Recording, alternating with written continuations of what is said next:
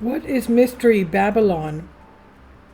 Guest writer Roger Connor writes, yet another example of as the truth concerning this matter has not been taught for perhaps many hundreds of years on this planet. And we'll talk about the part about the Anunnaki later on in the script. Revelation 17, 1-18. And there came one of the 7 angels which had the 7 vials, and talked with me, saying unto me, Come hither, I will show unto you the judgment of the great whore. So he carried me away in the spirit into the wilderness, and I saw a woman sit upon a scarlet-colored beast full of names of blasphemy, having 7 heads and 10 horns, and upon her forehead was a name written, Mystery, Babylon the Great, the mother of harlots and abominations of the earth. And the 10 horns which thou sawest are 10 kings, which have received no kingdom as yet, but receive power as kings 1 hour with the beast. These shall make war with the Lamb, capital M, meaning of course Jesus Christ, and the Lamb shall overcome them, for he is Lord of lords and King of kings, and they that are with him are called and chosen and faithful. And the 10 horns which thou sawest upon the beast, these shall hate the whore, and shall make her desolate and naked, and shall eat her flesh and burn her with fire. And the woman which thou sawest is that great city which reigneth over the kings of the earth. Our first clue is that the Apostle John sees Mystery Babylon in the wilderness. There is no wilderness in heaven, as everything there is alive and well, so it must be on earth. The reason Mystery Babylon is seen on earth is because she is composed of rebel angels, which will have been cast out of heaven in Revelation 12, 7-9, and at the start of the Great Tribulation, an event which will have occurred 3.5 years later. Those angels will have lost their wings and be found on earth in bodies of flesh like men, subject to be killed, as were their brethren when they drowned in the great flood in Noah's day. Genesis 6:4. There were giants in the earth in those days, and also after that, when the sons of man came in unto the daughters of men, and they bare children to them, the same became mighty men which were of old, men of renown. Jude 1:6. And the angels which kept not their first estate, but left their own habitation, he hath reserved in everlasting chains under the darkness into judgment of the great day. Matthew 24, 37-39 says, But as the days of Noah, Greek transliteration of Noah, meaning the man of good omen, were, so shall all the coming of the Son of Man be. For as in the days that were before the flood, they were eating and drinking, marrying and giving in marriage, until the day that Noah entered into the ark, and knew not until the flood came and took them all away, so shall also the coming of the Son of Man be. After these rebel angels, which comprise Mystery Babylon, get cast out of heaven, they will do as their brethren did at the time of Noah, and start chasing women. The reason they are not doing this today is because they saw the severe judgment of being cast into outer darkness, which came upon their brethren. However, they will know that their time is very short when they get cast out of heaven, so they will have their last hurrah. Daniel 2, 1-44.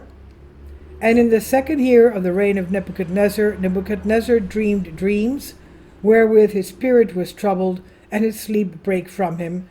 Then Daniel went in and desired of the king that he would give him time, and that he show the king the interpretation of the dreams.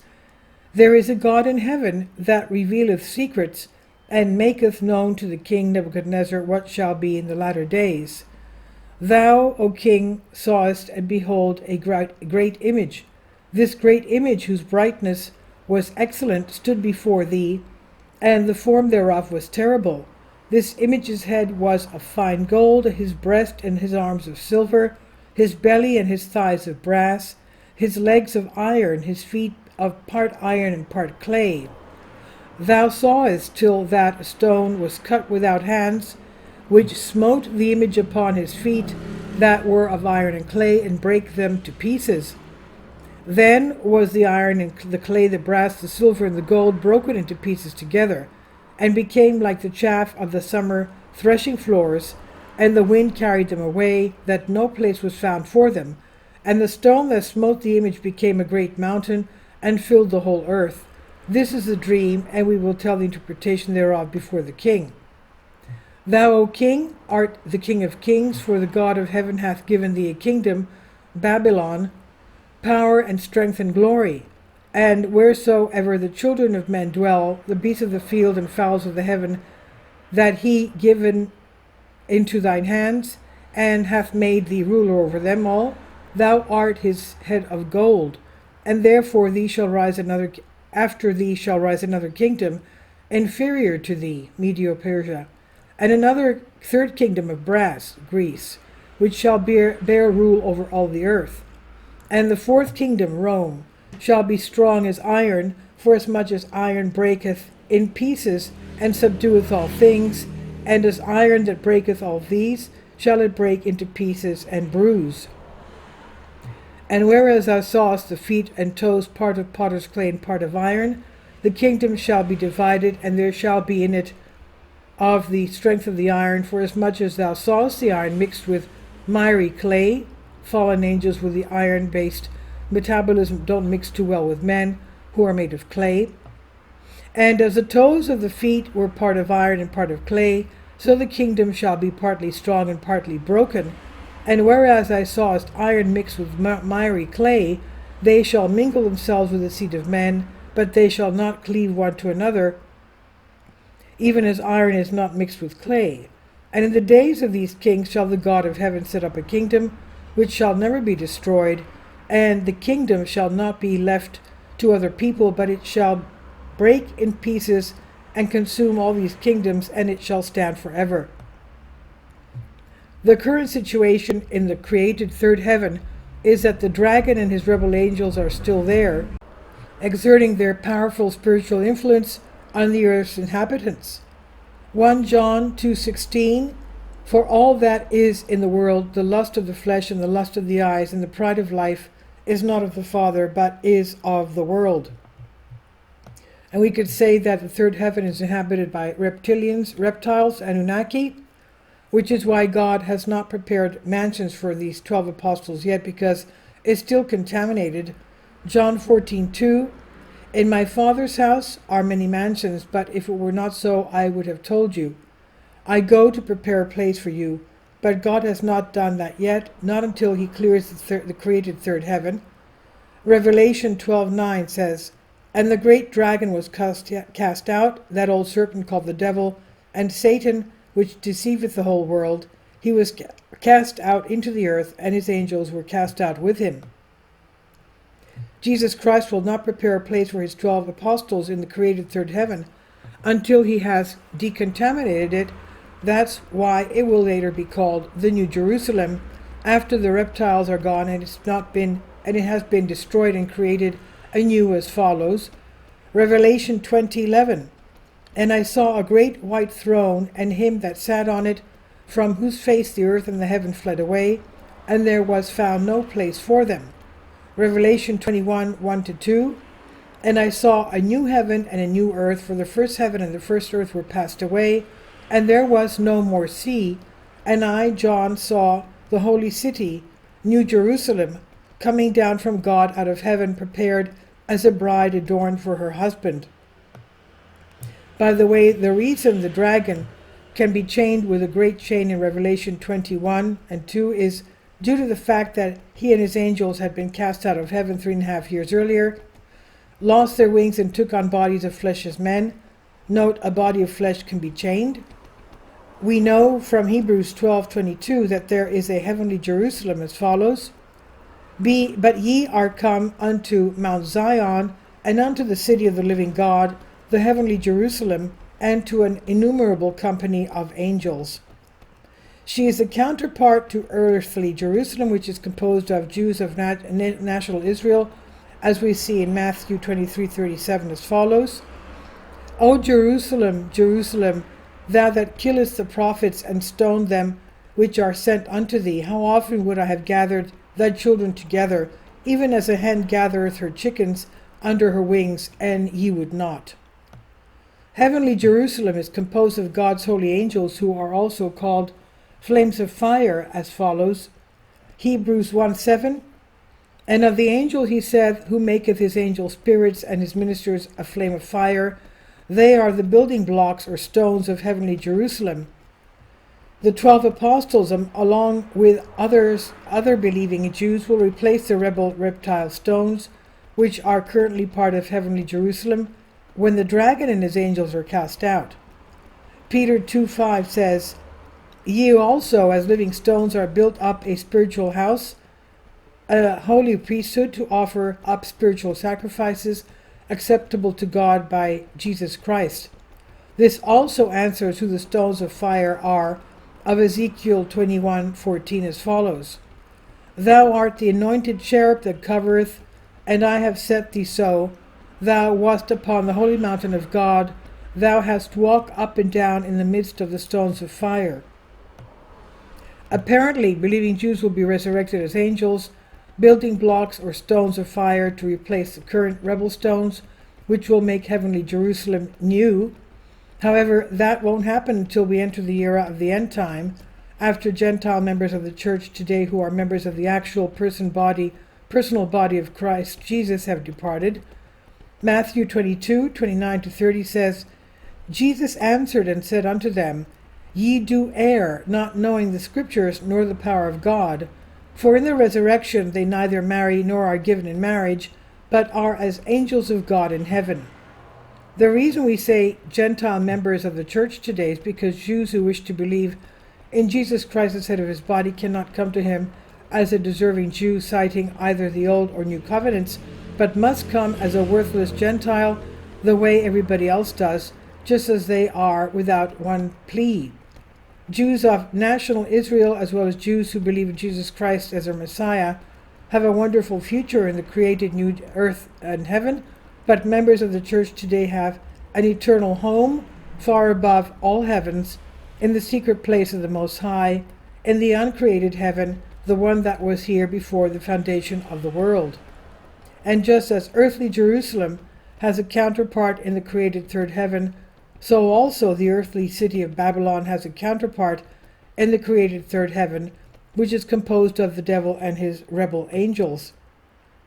In other words, the main part of the created third heaven consists of heavenly Jerusalem, which is made up of angels who serve as stones of fire. They are stones because they are of the structure, and fire because they're sons of God, who is a consuming fire. Hebrews 12:29, for our God is a consuming fire. Among these stones of fire which compose the heavenly city of Jerusalem are the devil and his rebel angels, which collectively make up the heavenly counterpart of Babylon on earth and are called Mystery Babylon. However, when they are cast out of heaven in the middle of the 70th week of Daniel, we find them in the wilderness on earth, along with their earthly counterpart of the material city of Babylon. Fallen angels could be what the ancients referred to as Anunnaki, as they have been on earth before and will be again. They are all far more powerful and more intelligent than humans, as having sex with human females produces giants. Their technology is far beyond ours, but God restricts their activities. There's evidence about the Nazis working with Anunnaki, which may account for their marvelous inventions during World War II. However, the superior power of believing members of our army defeated them without even knowing how or why. The Anunnaki only present a threat to unbelievers, as God can easily override their superior powers through his word working in us. There's a popular story about a U.S. Army battalion on the front lines in World War II, where the commanding officer advises men to quote Psalm 91:1 daily as follows. He that dwelleth in the secret place of the Most High shall, as I'm reading this to you, my hair is standing on end. He that dwelleth in the secret place of the Most High shall abide under the shadow of the Almighty. It said that not one man in that battalion lost his life, although some were wounded. Psalm 91:1. He that dwelleth in the secret place of the Most High shall abide under the shadow of the Almighty. Isn't that beautiful? Of course, Psalm 91:1 is about Jesus Christ on earth, as he alone dwells in the secret place of the Most High, except for his body of the church today, which dwells with him, there in spirit already and later in person. This is where our protection today comes from, as we are technically senior to every evil spirit, heavenly angel, or Anunnaki, and they know it whether or not we do. And earthly Babylon is the same city from which Nebuchadnezzar ruled BC 606, when the times of the Gentiles began. Revelation chapter 18 describes its final destruction, which will also occur simultaneously with the 7 trumpets and 7 vials on the day of the Lord at his second advent, when the times of the Gentiles will end, which will be the day of judgment, of course.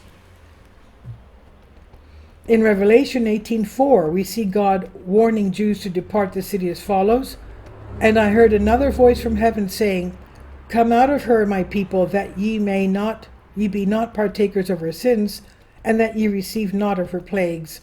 As we've already covered in past articles, Babylon was a thriving metropolis 61 AD, and 3 Jewish universities which were built by Jews who remained in the city after their 70 years captivity ended about BC 536. Also, the Apostle St. Peter visited the city about 63 AD, as follows is at 1 Peter 5:13. "The church that is at Babylon, elected together with you, saluteth you, and so do Marcus my son." Therefore, when Jesus Christ returns in the generation in which he said he would, to wit, about 61 AD, when the Jewish temple, the real nation of Israel, the original Roman Empire, and the city of Babylon will be present and ready for God's end-time judgment, the current way this is taught in churches worldwide is indeed a case of a bending of reality. In summary, we see that Mystery Babylon, Revelation chapter 17, is simply the heavenly counterpart of earthly Babylon, Revelation chapter 18, and both will be destroyed, which may account for the biblical phrase, "Babylon is fallen, in Revelation 18:2. "And he cried mighty with a strong voice, saying, Babylon the great is fallen, and is become the habitation of devils, and the hold of every foul spirit, and a cage of every unclean and hateful bird." And one additional item we may learn from this is that the devil and his angels are presently at home in the created third heaven and not in hell, because they have not been cast out of heaven yet, which is another example of a reality which has not taken place. The normal abode of evil spirits is in the deep or abyss or bottomless pit, which is part of hell, but they are not allowed in the created third heaven, which is a center for what we might call white-collar crime or sin. In fact, virtually everything presented here exhibits a non-reality or a reality that has been bent by churches worldwide. However, this does not mean other interpretations are necessarily inaccurate, as we believe the work of Dave Hunt and a few others is spectacular. It all depends upon which angle the data is viewed from. And this is by Roger Connor, U.S. Navy pilot. And he says, it's about time people learn the truth. If clergymen stop to think about it, they will see that the book of Revelation of Jesus Christ is not nearly as symbolic as they thought, but is actually quite literal throughout. And this is by Roger Connor on Bended Reality. Please leave your comments. Thank you for your support. Please support my Patreon account. The daily posts are 5 videos daily, and they are totally different from what I have on my YouTube channel. Thank you so much for your support, and that you find all my content so interesting. You'll find the Patreon account details in the description box below.